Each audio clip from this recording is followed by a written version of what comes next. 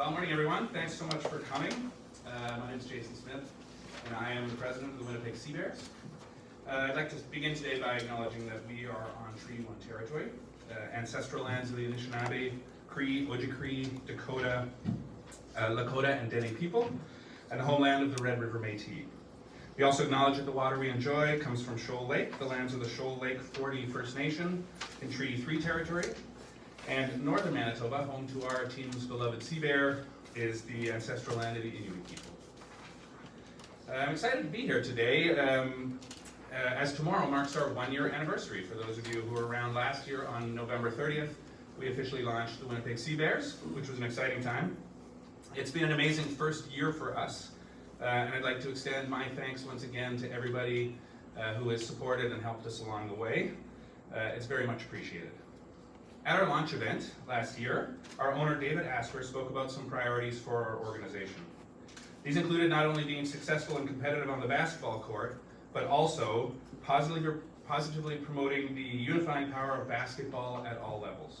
He spoke about the importance of engaging people from many diverse communities that make up our great city and province, and asked us as staff to commit to using our place in the community to continue enhancing an existing community initiatives. It was with that vision that we set out to put together a group of people who not only excelled in their profession, but also shared our values and the values of Manitobans everywhere, which are to work hard, treat everyone with respect and dignity, and give back wherever we can. As I report back to you today, after an exciting first season, I can say with 100% certainty that the easiest win we had last year was signing our coach and GM, Mike Taylor. From our very first phone call with Mike, it was apparent that not only was he a top-level professional coach with experience from around the world, he was also an amazing human being who fosters exactly the type of inclusive, respectful, and collaborative environment that we are striving to build at the Winnipeg Sea Bears. In our inaugural season, Mike led our team to a 12-8 record, which tied for the best record in the West and the second best overall in the CEBL. He signed 3 players who won major awards, including MVP Teddy Allen, U Sports Player of the Year Simon Hildebrand, and 6-man Jelani Watson-Gale, and helped our team to a Western Division leading 90.1 points per game average. Here at home, Mike and our players supported and participated in many community initiatives, including free camps for kids, coaches clinics with Basketball Manitoba, and a drop-in shoot-around with Boys and Girls Club participants, which was a highlight for many of us. He led the way all season and helped set the tone for our organization, and we are greatly appreciative of that. It's with this in mind that I'm excited to be here today to announce that we have signed Mike Taylor to a full-time 2-year contract with the Winnipeg Sea Bears that will extend through the 2025 season. This is significant. Oh, feel free.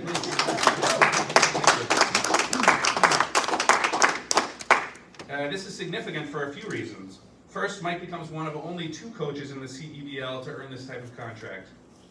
Second, supporting Mike with a year-round commitment will allow us to increase our off-season scouting and team development. And third, and perhaps most exciting for our city, it will allow us to continue to work with Mike and our players to find more ways to grow our community engagement, something to which we are very committed. So, without further ado, it gives me great pleasure to invite Mike Taylor to join us here at the podium and say a few words as we welcome him for a 2-season commitment further on. Thanks, Mike.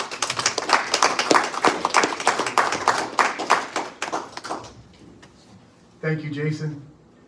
Really excited to be back here today in the Canada Life Center, a place where we had so much fun this summer. It's amazing to think about what we accomplished in 1 year.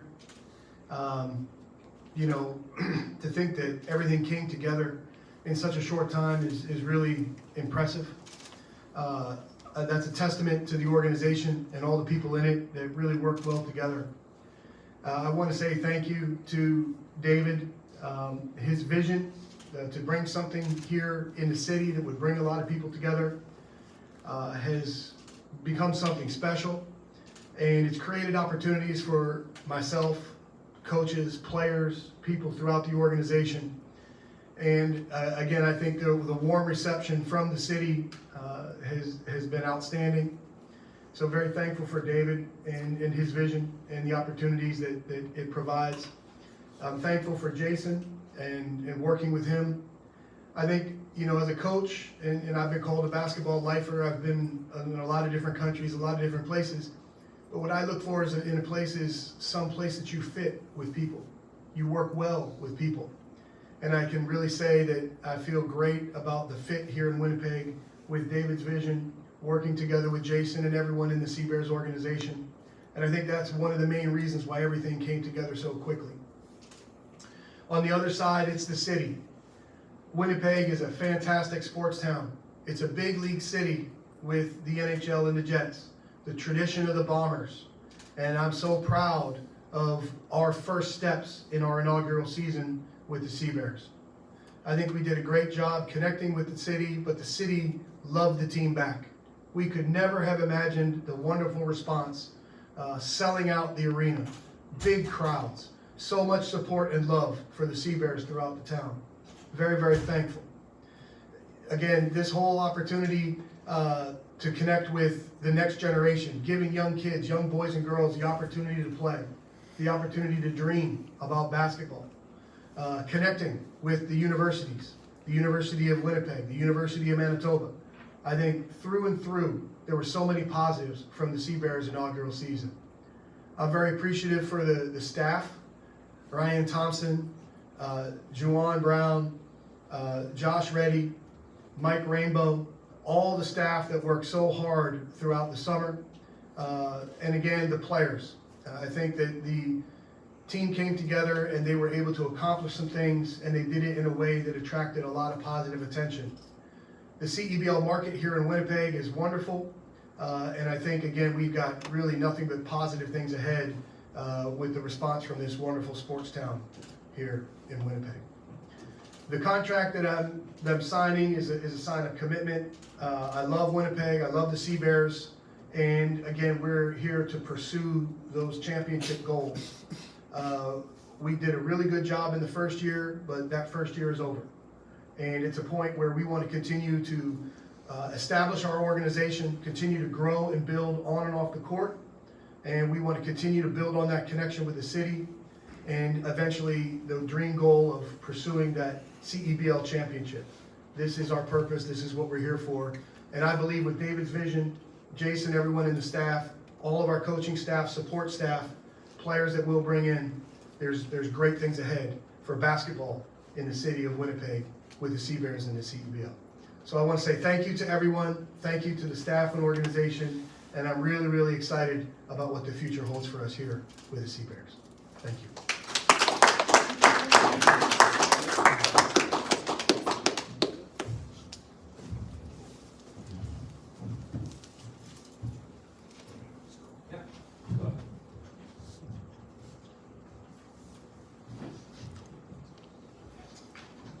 Thanks everyone for coming this morning. It's really, it's a fantastic thing to be able to welcome Mike back to Winnipeg, both physically here, but also in a way where we lock down his services for the next couple of years.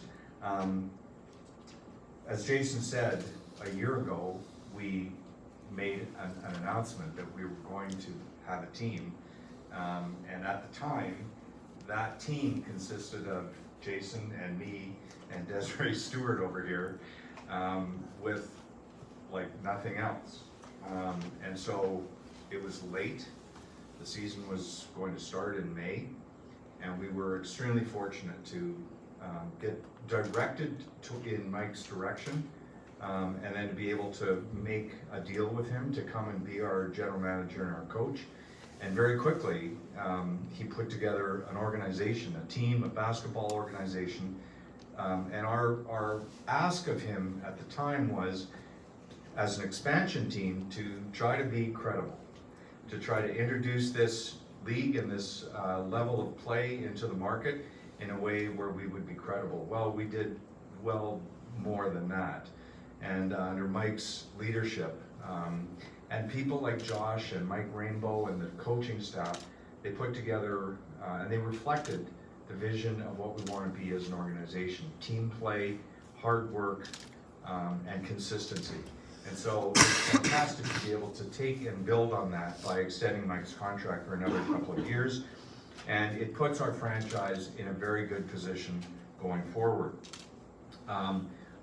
I want our fans to understand, and I think Jason says this, is that we understand that we were a startup this past year, and it takes time to build a winning championship culture and organization and team, and we are committed to trying to take all the steps that are necessary to get there, and it may take some time, but this extension, I think, illustrates that we are committed to the longer term.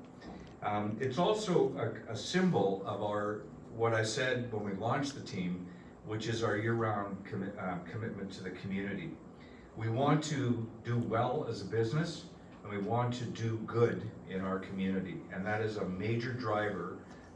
It's part of the core ethos of our organization. And in addition to launching the Pro Team last year, we began sowing the seeds of what the commitment to the community would actually start to look like in a tangible way and in a sustainable way. Last year we announced our donation to the Winnipeg Boys and Girls Club, a total of $60,000 over a couple of years, to help them build and enhance their existing basketball programming. And then last summer we were looking for other programming to do. We did our summer Sea Bears camps. I had previously spoken with Jean and Dave, who I'll introduce you in a moment, through the youth sport basketball season last year. And then I ran into Alyssa Cox before a Sea Bears game last year.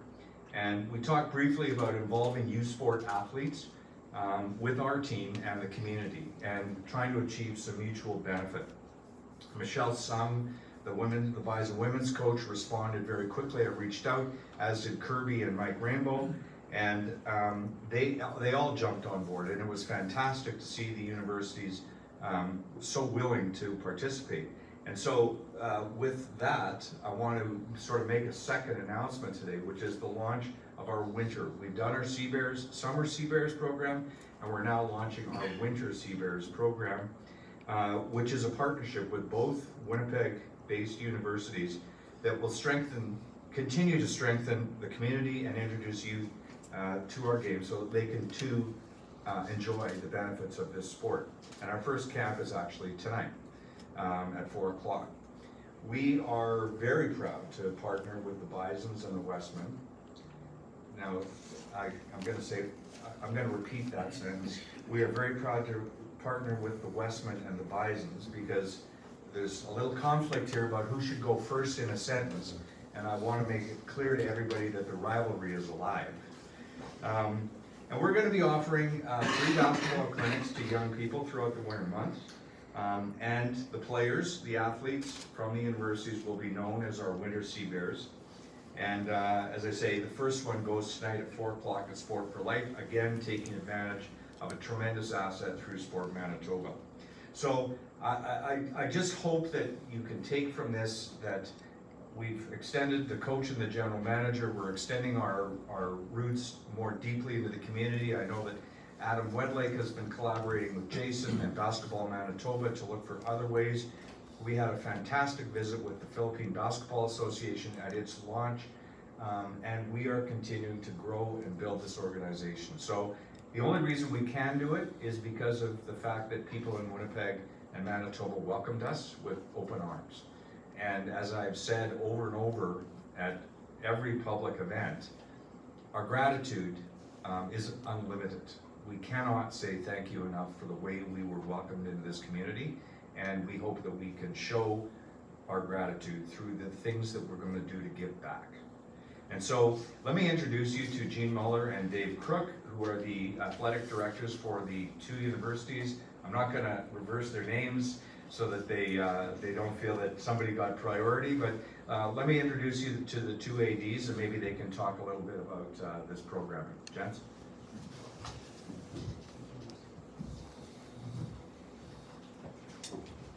Thank you all.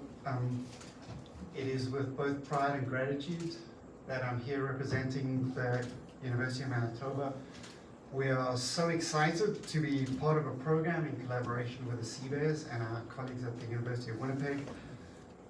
This partnership aims to fuse our passion, our resources, and our talents to create community that cares about the sport. There is a renaissance of basketball in the province of Manitoba. It's evidenced by the success of the Seabears in their first season. It's evidenced by the fact that we sold out a playoff game between the University of Manitoba and the University of Winnipeg. It's evidenced by the fact that we are hosting the Canada West Championships that see 12 teams come to the University of Manitoba in February next year. The top of the standings right now features the Bisons, the Westmen, the Bobcats. There is a resurgence, and it's going to be great to have all these teams contribute to this community. I want to say that we understand the benefits of collaboration and how that contributes to a growing and healthy community and a growing and healthy sport of basketball. These clinics are gonna fuel a growth and expansion, and hopefully will create the next generation of university players and the next University of Seabears athletes. So in closing, I want to thank you all very much for this initiative. I believe that you are laying the foundation of a really vibrant and increasing love of the sport of basketball. So thank you again for this opportunity. We are excited and we look forward to seeing this in action. Thank you very much.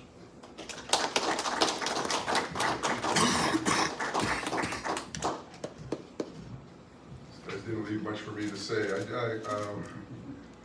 like to thank David and Jason for the work that they did in bringing basketball back to the forefront of this community. It's outstanding. It's great that they've been able to partner with us and with the University of Manitoba. It's great when we can work together with the Bisons. I think it's always a good thing. I'd really like to congratulate Mike on getting this job and the job that he did this year. And it's great to have a basketball person of his quality in this community. It's only going to make things better and better for anyone who supports basketball. Our partnership with the Bears and with the Bisons in bringing this basketball into the community is an outstanding thing. And I think one of the things it's going to do, it's going to open the door for some people who wouldn't normally get an opportunity to be involved in basketball. I mean, basketball is a simple game. You need a pair of shoes and you need a basketball, but you need access and you need availability, and that's something that the Bears are doing, and I think that's an outstanding thing. And I think the other thing that they've done is, along with the legacy of Todd McCullough, we look at Simon Hildebrandt, we look at Chad Posthumus, and children can see a pathway to being a professional basketball player, which is an amazing thing. So overall, thanks to the Bears, thanks to the Bisons, thanks to Adam and Basketball Manitoba for everything people are doing, and I think this is going to be an outstanding program, an outstanding partnership, and I'm glad that we can be a part of it, and thank you all.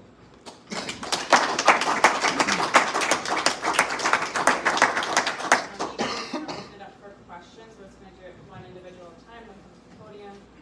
So we'll just start with probably Mike, and we'll get all the questions for Mike first, please.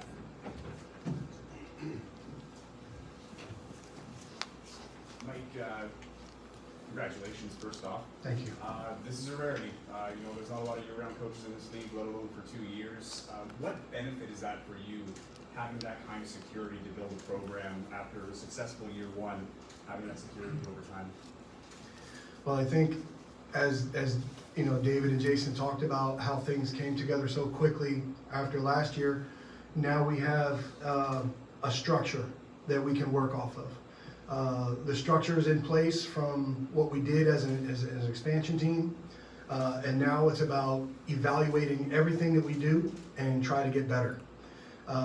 The opportunity to track players, whether it's Canadian players or international players playing overseas, the G League, different places, I think there's a clear picture for them. Last year, as I tried to talk to players about coming to play in Winnipeg, they're like, Mike, that sounds great, but there was nothing to show them. It was all a description. Now, we have visual evidence. We have the stories from players that were here firsthand and had a great playing experience. So I think it's basically the structure that we have in place, building off of it, the ability to consistently track and recruit better and better players, and continually try to put these programs in place in the city, on the floor, off the floor, generally just trying to be, maximize our potential and be as good as we can be. So I'm thankful for those situations. And just generally speaking, I mean, how difficult is it for recruitment for a summer league? You know, it kind of falls just after most guys have played a full season in the winter season, and now that you have, a full year-round commitment, how does that, I guess, give you an advantage in recruiting? To me, it's a big advantage. We have a clear picture of what Winnipeg Sea Bears basketball is, what the facilities are, who the people are, and I think that it's always a work in progress. The players that play in the CEBL are specific. This is at that time it's the NBA Summer League and the CEBL, really, maybe a league in Puerto Rico. There's not much basketball going on around the world. So we're trying to find unique players that want to use it as an opportunity to grow and develop their game. We want to use it as an opportunity to help them improve and develop their careers and get to the next level. So it's not like we can say we're going to have 7 guys from last year's team back. It's a work in progress. We're going to try to have as much continuity as we possibly can. But at the end of the day, it's building the right team for the right situation, and we want to try to do that as best we can. I do believe it's a big advantage to have this opportunity consistently to attract players. And for you personally, scouting, when you're here and knowing where you are for the next 2 years, does it give you more of an advantage? You're not working somewhere else over the winter and then coming back here for the summer. Do you feel an advantage for yourself when it comes to scouting players and the talent that's out there around the world? Yeah, I definitely do. For me, I love to build programs and build organizations. It's something I've done at several stops in different countries throughout the world. The part of the fun here was had David's vision for what this team would be, and then to kind of build it up from scratch. And I think that we established it in a very, very positive way.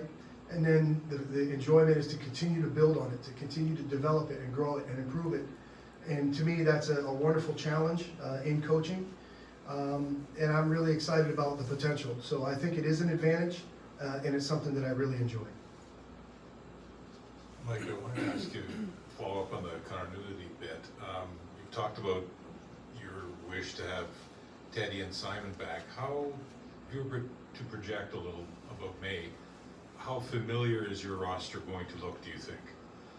Well, I think Simon is a unique case because of the U Sports situation. I think it's when he wants to play, when he's healthy to play, I think there's a high likelihood that he will play because he saw how much the situation benefited him and how much he enjoyed playing in his hometown. So that's positive. With the other players, Teddy, for example, we don't know what stops they'll make, how their seasons will go, what their availability will be at the beginning.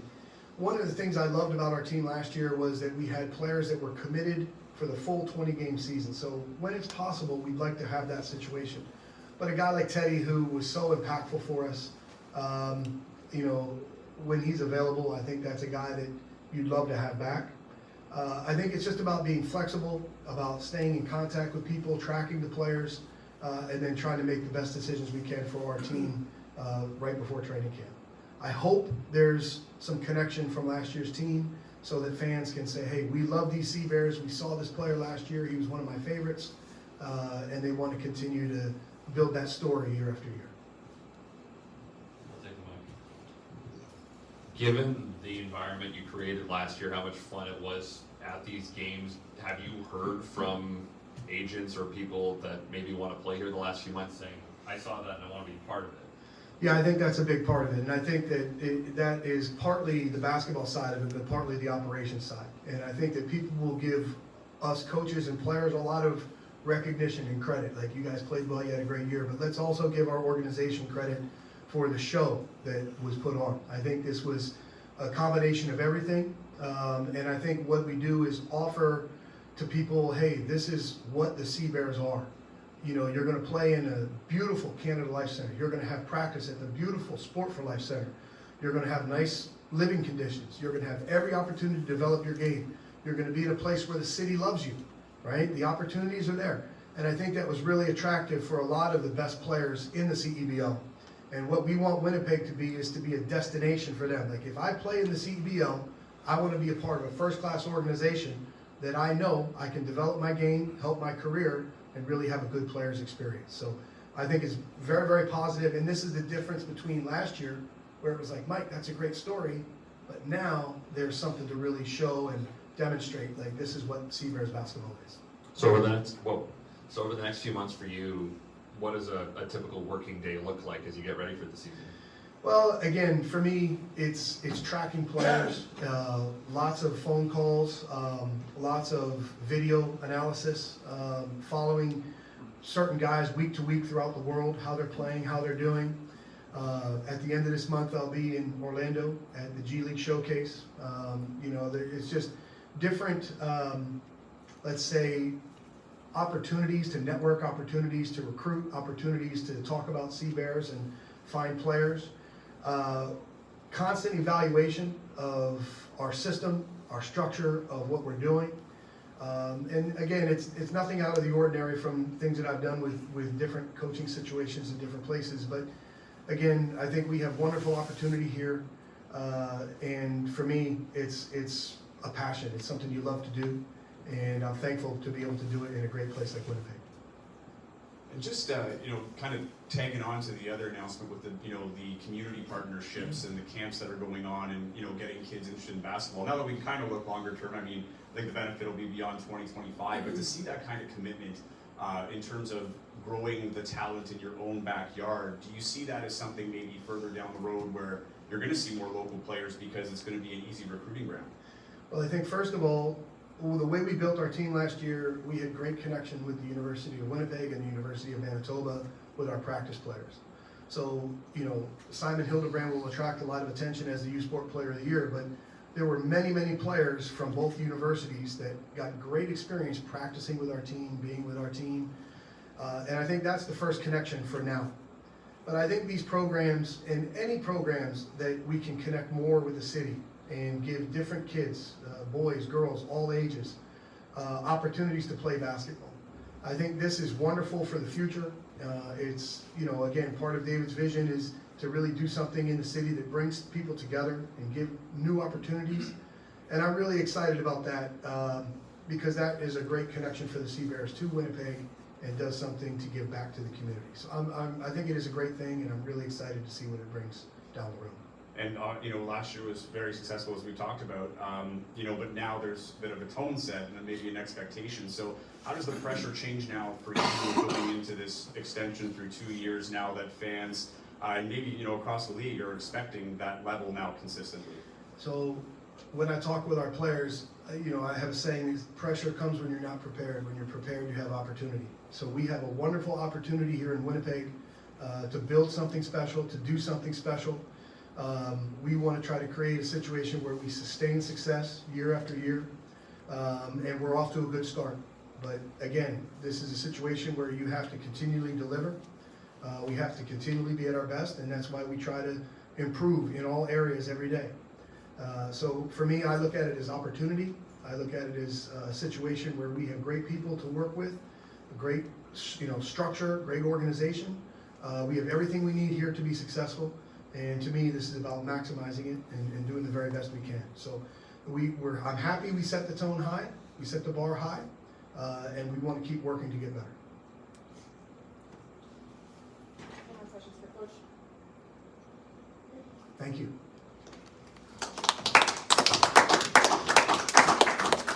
For Jason or David? Mike? No, Christian? Jason? For David. So you set a playoff attendance record, and that's sort of a benchmark now, right, Dave? Because I think Calgary will open their regular season in the Saddle Dome. Are you sort of preparing for 10,000 people a night? Is that sort of what you're aiming for? Again, we were overwhelmed by the response that we got in the community, and other teams were seeing what we were able to accomplish, and I give Jason and our game day production crew immense credit for creating a tremendous game day experience. The staff here at Canada Life Center bent over backwards to help us A lot of people were inexperienced, and we pulled it off, and other people noticed, which is fantastic. That Calgary is gonna start in the Saddle Dome is an indication that this league is actually growing. It's a fantastic thing. Personally, I'm not particularly focused on the total number. We're focused on coming out of last season and understanding what we did well, what we didn't do well, what we could do better. We do believe that we have a tremendous value proposition for fans. We have an exciting game, we have high-level athletes, it's fun, it's intense, it's fast, and it's affordable. If we focus on those things, and we continue to focus on those things, and don't worry so much about how many people are going to come, people will come. And so we need to stay focused on the value proposition of what we're doing, and then we have something to sell. And the more people across the country who are going to bigger venues, the better for this league. And I salute Calgary for taking that risk. It is a big risk to move to a big venue. I talked about this when we launched the team. It was a huge risk for us to come and play in this venue. Huge financial risk. And hopefully over time, you know, it will sort of stabilize and continue to grow. And it's great that other teams are going to do it and try it in their markets. I wanted to say, to Mike's point, we were very focused. We were facing the what's a Winnipeg dilemma when we launched the team. And players, you know, particularly the US and the international players, you know, would, hey, you want to come and play for the Winnipeg Sea Bears? And then, you know, it's the usual, what's a Winnipeg? So we focused very squarely on player experience. We wanted the players to understand when they came here, we were very focused on their well-being and their experience. And in training camp, we talked with the players about what might happen, because we wanted them, they were, other than Simon and Chad and some of the U Sport players, Sean and the others, they were strangers in Winnipeg. And so I talked to the players at training camp and I said, look, you may be anonymous. It might be that nobody's gonna show up and nobody's gonna pay attention. It might be that people do, and we were already seeing some signs of it through people wanting to get our t-shirts and our merchandise. It might happen that people actually do pay attention to you. And we got a sniff of it. I think before our first game, we went to the Gold Eyes home opener as a group, all the staff and the players, and we had these big, tall basketball players, and we were all wearing our Sea Bears stuff. And we could tell people in the concourse were stopping and sort of, those are the Sea Bears, those are the Sea Bears. And we got a sense early on, and the players got a sense early on, that, well, this might be something different from where they had played either in the CEBL the year before or wherever. And again, it just became such a wonderful experience for them. We're not facing the what's a Winnipeg anymore, and that surely helps Mike and the coaching staff. One more question, just with, you know, now that you have a full season under your belts and you're planning for year two, Mike Morielli, the commissioner, when he was here, you know, was impressed with the show that was here and has recently said it kind of raised the bar. So in kind of leading that and seeing other teams now trying to test the waters with a bigger venue and things like that, do you feel more maybe confident than you might have when you first started in terms of the league and where it's headed and maybe the potential that's there?